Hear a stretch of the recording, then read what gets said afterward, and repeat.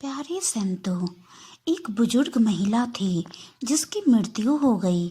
यमराज उसे लेने आए। महिला ने यमराज से पूछा, आप मुझे स्वर्ग ले जाएंगे या नर्क? यमराज बोले, दोनों में से कहीं नहीं। तुमने इस जन्म में बहुत ही अच्छे अच्छे कर्म किए हैं, इसलिए मैं तुम्हें सीधे परमात्मा के धाम ले जा रहा हूँ। बुजुर्ग महिला बहुत ही खुश हुई और बोली, पर मेरी आपसे एक विनती है। मैंने यहाँ धरती पर सब लोगों से बहुत स्वर्ग और नर्क के बारे में सुना है। मैं एक बार इन दोनों जगहों को देखना चाहती हूँ। यमराज बोले, तुम्हारे कर्म अच्छे हैं, इसलिए मैं तुम्हारी ये इच्छा भी पूरी करता हूँ। चलो हम स्वर्ग और नर्क के रास्ते से होकर ही परमात्मा के धाम चलेंगे। संतों जी दोनों चल पड़े। सबसे पहले नर्क आया। नर्क में बुजुर्ग महिला ने जोर जोर से लोगों के रोने की आवाज़ सुनी। वहाँ नर्क में सभी लोग दुबले पतले और बीमार दिखाई दे रहे थे। महिला ने एक आदमी से पूछा, यहाँ आप सब लोगों की ऐसी हालत क्यों है?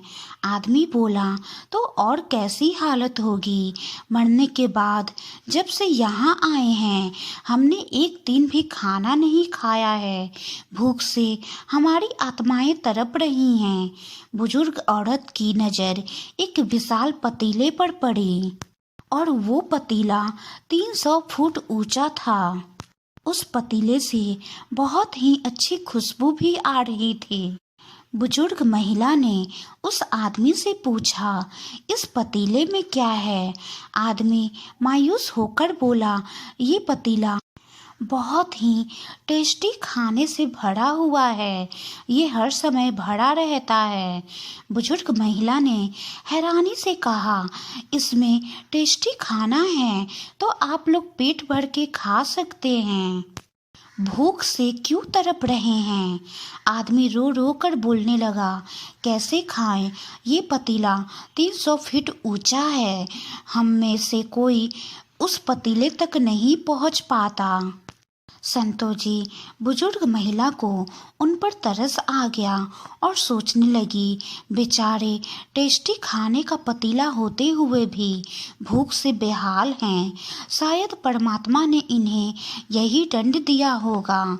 यमराज बुजुर्ग महिला से बोले, चलो हमें देर हो रही है। दोनों चल पड़े। कुछ दूर चलने पर स्वर्ग आया। वहाँ पर बुजुर्ग महिला ने सबके हंसने की, खिलखिलाने की आवाज़ सुनी। पर वहाँ पर भी, स्वर्ग में भी बुजुर्ग महिला की नज़र वैसे ही 300 फुट ऊंचे पतीले पर पड़ी जैसा नर्क में था। उसमें भी ठीक वैसे ही टेस्टी खाना भरा हुआ था। बुजुर्ग महिला ने वहाँ के लोगों से पूछा, इस पतीले में क्या है? स्वर्ग के लोग बोले, इसमें बहुत टेस्टी खाना है। बुजुर्ग औरत हैरान हो गई। वो बोली, पर ये पतीला तो 300 फीट ऊंचा है, आप लोग इस तक तो पहुंच ही नहीं पाते होंगे, फिर आप कैसे खाना खाते हैं? मुझे तो आप सभी इतने खुश लग रहे हो, ऐसे कैसे? लोग बोले, हम तो सभी इस पतीले से पेट भर के खाते हैं। बुजुर्ग महिला फिर पूछी, पर कैसे? पतीला तो बहुत ऊंचा है। लोग बोले, तो क्या हो गया, पतीला ऊंचा है तो यहाँ पर कितने सारे पेड़ हैं। ईश्वर ने ये पेड़ पौधे, नदी झरने हम मनुष्य के उपयोग के लिए तो बनाई है। हमने इन पेड़ों की लकड़ी ली, उसको काटा, फिर लकड़ियों के टुकड़े को जोड़कर एक विशाल सीढ़ी का निर्माण किया। उस लकड़ी की सीढ़ी के सहारे हम पतीले तक पहुंच पाते हैं और सब मिलकर खाने का आनंद लेते हैं। बुजुर्ग महिला यमराज की तरफ देखने लगी। यमराज मुस्कुराए और बोले, ईश्वर ने स्वर्ग और नरक मनुष्य के हाथों में ही सौंप रखा है। चाहे तो अपने लिए नरक बना ले, चाहे तो अपने लिए स्वर्ग बना ले। ईश्वर ने सबको एक समान हालातों में डाला है। उसके लिए उसके सभी बच्चे एक समान हैं।